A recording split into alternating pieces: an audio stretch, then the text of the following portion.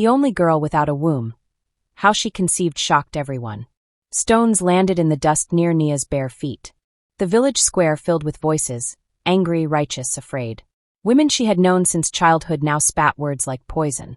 Elders who once patted her head now turned their faces away, as if looking at her might curse them too. Nia knelt in the center, her wrists bound with rope that cut into her skin. She tried to speak, to beg them to listen, but her voice drowned beneath the drumbeat that called for judgment. Dust rose around her like a shroud. She did not know what crime she had committed. No one would tell her. They only pointed, shouted, condemned. The chief stood tall above the crowd, his ceremonial staff raised high. His eyes were cold, final. Nia's heart pounded so hard she thought it might break through her chest. Then the chief's voice rang out across the square. Let the punishment begin. Before the stones, before the shame, there was a rule older than memory itself. In Kaluwu village, every woman was born the same way, without a womb. The elders called it the stillness of the mothers, a sacred emptiness that marked them as chosen by the spirits. No blood came with the moon. No children grew inside them. It was not mourned. It was celebrated. The land, they said, stayed pure because of it. To be born otherwise was unthinkable. For generations, the rule held without question. Midwives knew what to expect when a girl child entered the world. They would check, nod solemnly, and place the sacred mark of ash upon the infant's brow. The village would rejoice quietly, knowing balance had been preserved. But one day, the midwives did not nod. One day, silence filled the birthing hut, not peace but terror. Nia's mother labored through the night. When dawn broke and the child finally came, the midwives leaned close to perform the sacred check. Their hands froze. One gasped. Another stepped backward, shaking her head. The child was whole. No hollow mark. No sacred scar. She was complete in a way no girl in Kaluwu had ever been. The room went silent. Nia's mother, weak and trembling, asked what was wrong. The eldest midwife would not answer. She only stared at the baby as if it were a creature from another world. Nia's mother reached for her child, desperate to hold her. But the midwife pulled the infant away. "This is not right," she whispered. Then she turned and ran toward the elder's compound, her feet pounding the earth in panic. Behind her, Nia's mother screamed, not in joy but in terror. Nia's mother did not live to see the morning. By the time the sun rose fully, she had slipped away, her body cold and her eyes still open. The village said it was a warning from the spirits. Some whispered it was punishment for bearing the unnatural child. No funeral songs were sung loudly. The burial was hurried, quiet, and shameful. And Nia, just hours old, was left without a name, without a mother, without explanation. The elders gathered in secret to decide her fate. Some wanted her taken to the forest and left for the wild. Others said she must be raised but never told the truth. In the end, she was given to her mother's sister, McKenna, a woman respected for her devotion to tradition. McKenna accepted the child with a solemn nod. The village sighed in relief. But when McKenna looked down at the baby in her arms, her smile did not reach her eyes. McKenna raised Nia carefully, like one might tend a plant that could either bloom or poison. In public, she was kind, braiding Nia's hair, teaching her to grind millet, speaking softly when others watched. But in private, in the shadows of their hut, McKenna's words were different. "You are not like us," she would say. "Remember that." Nia learned early to be quiet, obedient, and grateful. She fetched water without complaint. She smiled when told. She never asked why other girls whispered and pulled away when she came near. McKenna grew colder with each passing year.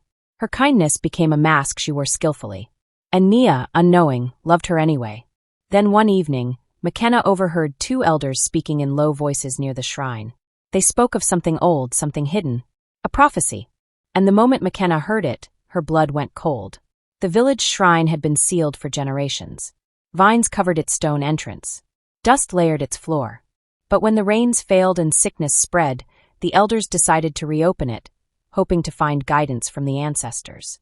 Inside, they found a cracked clay tablet, its words faint but unmistakable. It spoke of the uncut vessel, a girl born whole in a land of emptiness. The prophecy said she would bring life where there had been none, that she would break the ancient stillness and restore what had been lost. Some elders read it with hope. Others read it with fear. If the prophecy was true, everything they believed would shatter. Their sacred rule, their identity, their power, all of it would change. Panic spread quietly among them. Meetings were held in secret. Arguments broke out. And outside the shrine, Hidden in the shadows, McKenna listened. Her heart pounded. She knew exactly who the prophecy described. At first, some elders wanted to protect Nia. They whispered that perhaps she was meant to be honored, prepared, guided toward her destiny. But others disagreed violently. She will destroy us, they hissed. If she rises, we fall. Fear spread faster than hope. Women began crossing to the other side of the path when Nia approached. Mothers pulled their children away from her shadow, warning them not to breathe the same air. Nia felt the change but did not understand it. She asked McKenna why people stared. McKenna only smiled tightly and said, "You are different. That is all." But inside, McKenna's mind raced. She had worked too hard, sacrificed too much, to let this strange girl rise above her. If Nia fulfilled the prophecy, McKenna would become irrelevant. Forgotten. McKenna's jaw tightened. That would not happen. Nia would never rise. Travelers came to Kaluwu village one dry season, traders from distant lands. They noticed Nia immediately, her grace, her quiet strength, the way she moved as if unafraid of judgment. They spoke of her kindly, asked her questions, smiled when she answered. For the first time, Nia felt seen. Not feared. Seen. McKenna watched from a distance, her chest tightening with something dark and familiar. It was not love. It was not concern. It was envy, sharp and bitter. She had lived her whole life following the rules, bowing to tradition, doing what was right. And yet here was Nia, strange, cursed wrong, being admired. That night, McKenna could not sleep. She stared at the ceiling of her hut, her thoughts circling like vultures. By dawn, her decision was made. She rose quietly, wrapped herself in a dark cloth, and walked toward the forbidden forest. The forest at the edge of Kaluwu was not meant for the living. Only the dead were carried there, laid to rest beneath ancient trees. But McKenna was not afraid. She had purpose. Deep within the forest grew a plant the elders used in burial rites. A flower whose petals, when dried and ground, produced a powder that brought deep, dreamless sleep. It was sacred. Forbidden. McKenna did not care. She knelt, plucked the flowers carefully, and tucked them into a woven pouch. Her hands trembled not from fear, but from certainty. Back in her hut, she worked quietly, crushing the petals into fine dust. That evening, she prepared Nia's soup as usual, stirring in the powder with steady hands. Nia ate without suspicion, grateful as always. Within the hour, her eyelids grew heavy. McKenna watched and smiled. Nia woke in darkness.